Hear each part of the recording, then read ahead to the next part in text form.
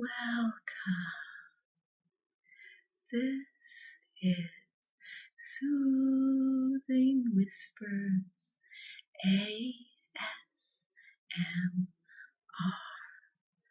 As always, if there are any sounds or words that you would like to hear me perform, please leave them below in the comments. Tonight, I thought we could enjoy some more of the wonderful fables by Aesop. These moralistic tales aren't just for children anymore. The Dog and the Reflection. A dog to whom the butcher had thrown a bone was hurrying home with his prize as fast as he could go. As he crossed a narrow footbridge, he happened to look down and saw himself reflected in the quiet water as if it were a mirror. But the greedy dog thought he saw a real dog carrying a bone much bigger than his own.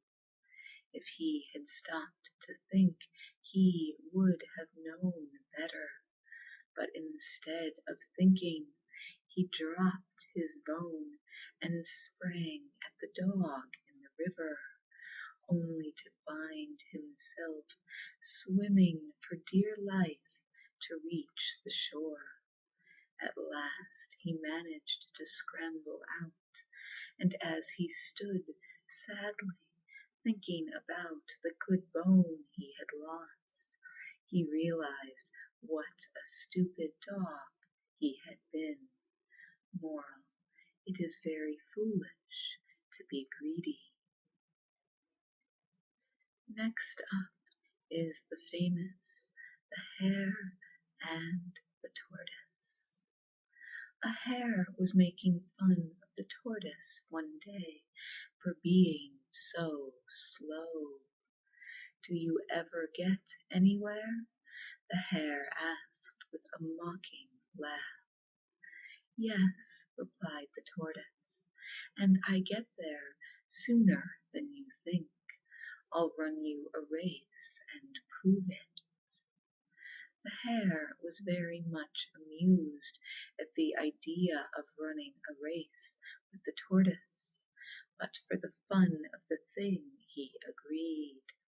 So the fox, who had consented to act as judge, marked the distance and started the runners off.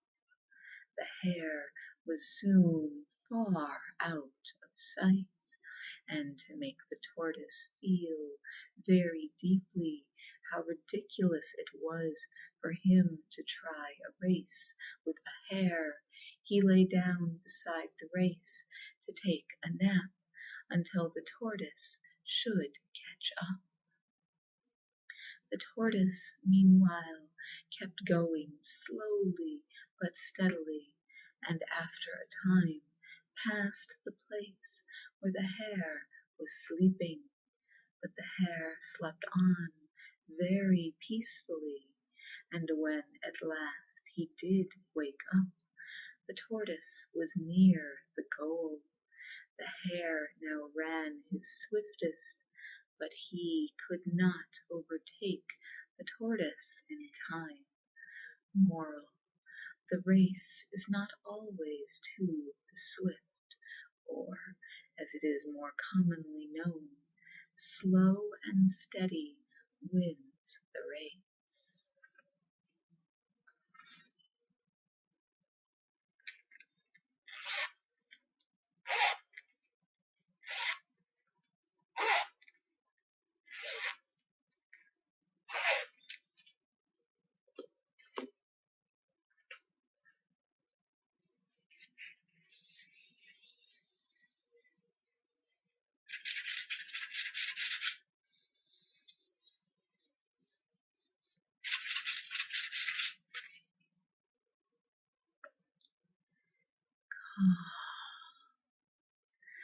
Relax. Just lie Lie back and close your eyes. The bees and wasps and the hornet. A store of honey had been found in a hollow tree, and the wasps declared positively that it belonged to them. The bees were just as sure that the treasure was theirs. The argument grew very pointed, and it looked as if the affair could not be settled without a battle, when, at last, with much good sense, they agreed to let a judge decide the matter. So they brought the case before the Hornet, justice of the peace in that part of the woods. When the judge called the case, witnesses declared that they had seen certain winged creatures in the neighborhood of the hollow tree, who hummed loudly and whose bodies were striped yellow and black like bees. Counsel for the wasps immediately insisted that this description fitted his clients exactly. Such evidence did not help Judge Hornet to any decision, so he adjourned court for over 6 weeks to give him time to consider the matter. When the case came up again, both sides had a large number of witnesses. An ant was first to take the stand, and was about to be cross-examined, when a wise old bee addressed the court.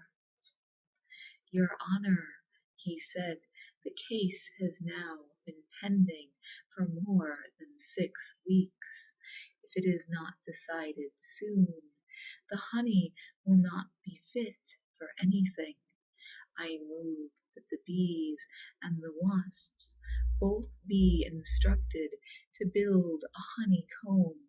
Then we shall see to whom the honey really belongs." The wasps protested loudly. Wise Judge Hornet quickly understood why they did so. They knew they could not build a honeycomb and fill it with honey. "It is clear," said the judge, "who made the comb and who could not have made it. The honey clearly belongs to the bees." Moral: ability proves itself by deeds.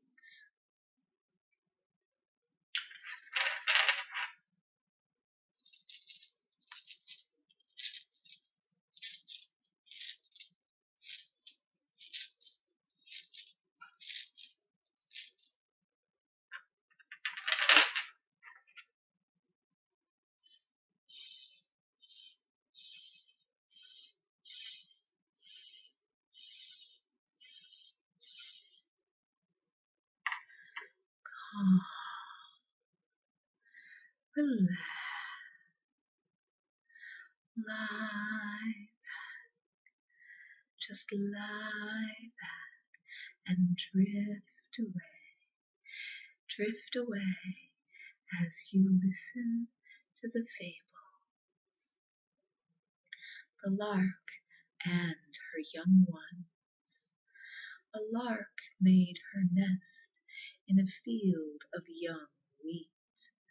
As the days passed, the wheat stalks grew tall, and the young birds, too, grew in strength. Then one day, when the ripe golden grain waved in the breeze, the farmer and his son came into the field. "The wheat is now ready for reaping," said the farmer.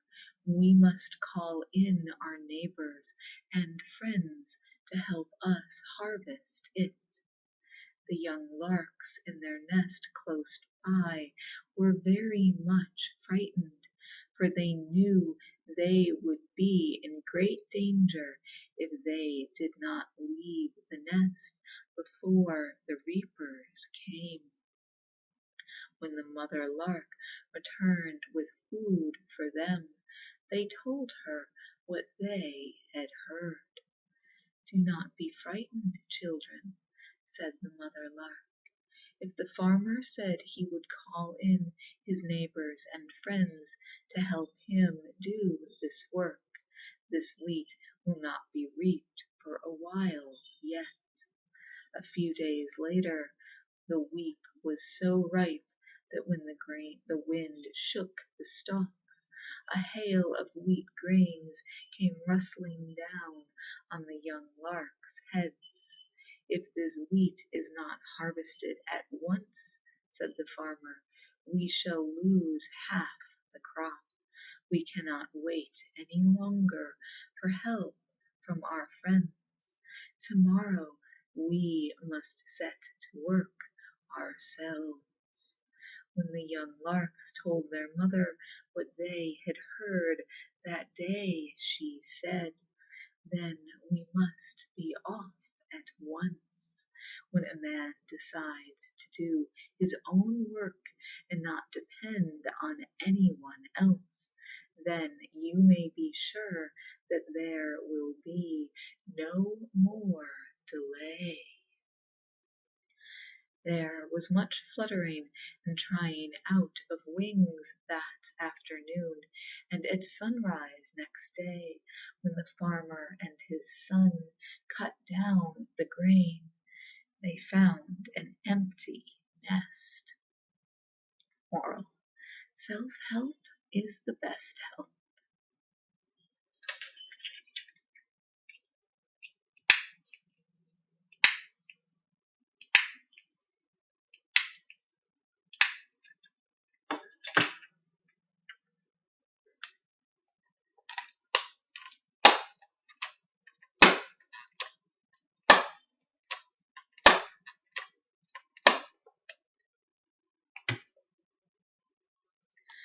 The Cat and the Old Rat. There was once a cat who was so watchful that a mouse hardly dared show the tip of his whiskers for fear of being eaten alive. The cat seemed to be everywhere at once, with his claws all ready for a pounce. At last the mice kept so closely to their dens that the cat saw he would have to use his wits well to catch one.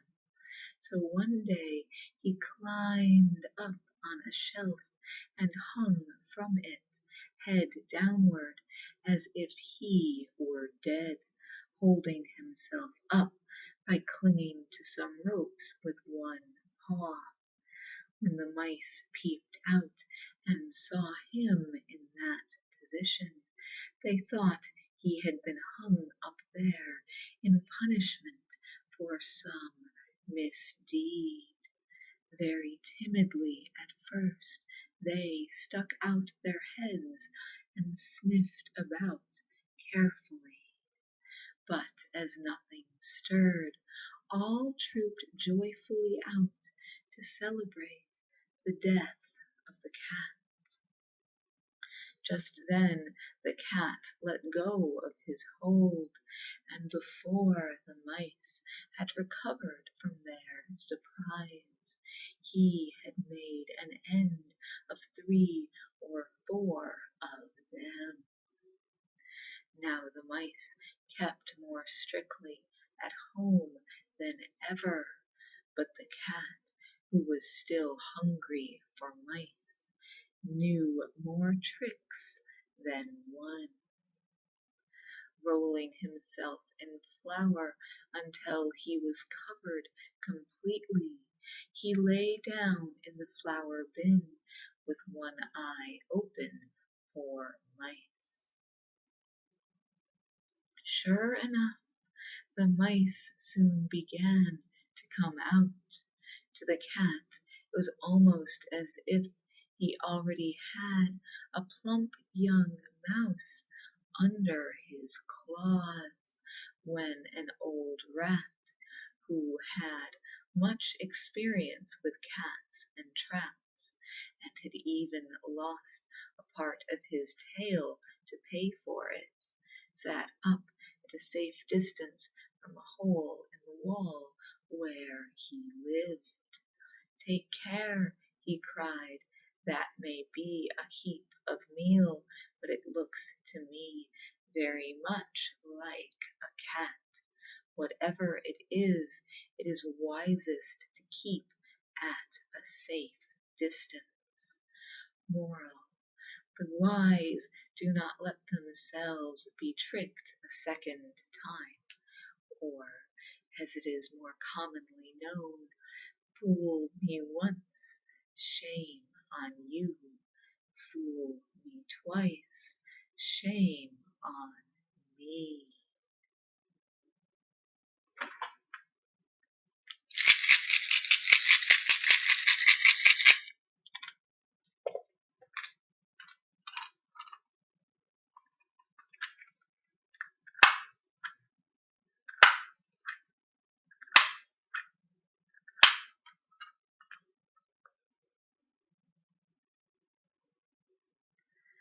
The Fox and the Crow. One bright morning, as the fox was following his sharp nose through the wood in search of a bite to eat, he saw a crow on the limb of a tree overhead. This was by no means the first crow the fox had ever seen. What caught his attention this time and made him stop for a second look was that the lucky crow held a bit of cheese in her beak. No need to search any farther, thought sly Master Fox. Here is a dainty bite for my breakfast. Up he trotted to the foot of the tree in which the crow was sitting, and looking up admiringly, he cried, "Good morning, beautiful creature."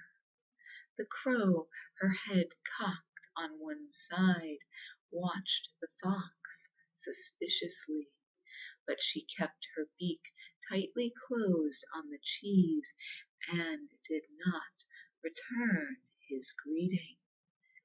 "What a charming creature she is," said the fox. "How her feathers shine! What a beautiful form, and what splendid wings! Such a wonderful bird should have a very lovely voice, since everything else about her is so perfect. Could she sing just one song, I know I should hail her the Queen of Birds." Listening to these flattering words, the crow forgot all her suspicion and also her breakfast. She wanted very much to be called the Queen of Birds. So she opened her beak wide to utter her loudest caw, and down fell the cheese straight into the fox's open mouth. "Thank you," said Master Fox sweetly as he walked off. "Though it is cracked, you have a voice, sure enough. But where are your wits?" Moral: the flatterer lives at the expense of those who will listen to him.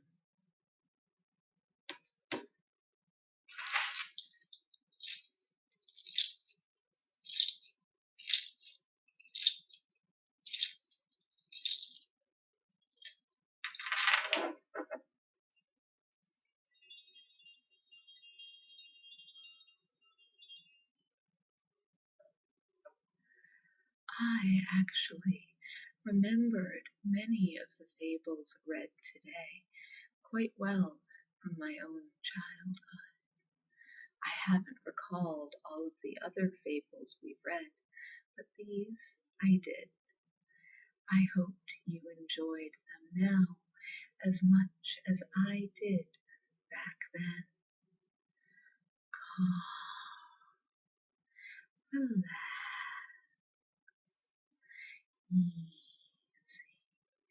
Lie back, and close your eyes and drift off to sleep. And with that, I fear we have come to the end of our video. As always, I hope you have a wonderful day and a wonderful night. Sweet dreams.